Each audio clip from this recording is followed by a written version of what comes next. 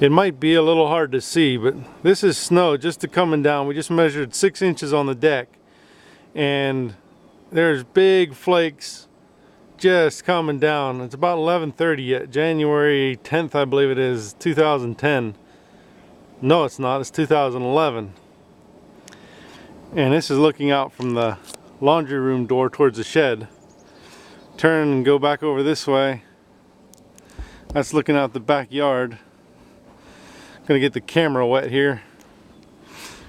They're looking out towards Kershaw Country Club Road, and you can see the amount of snow we still got coming down. We keep going back and looking at the map and looking online to see if we somehow got the earth shifted around, or I don't know what happened, that we ended up in Minnesota or somewhere.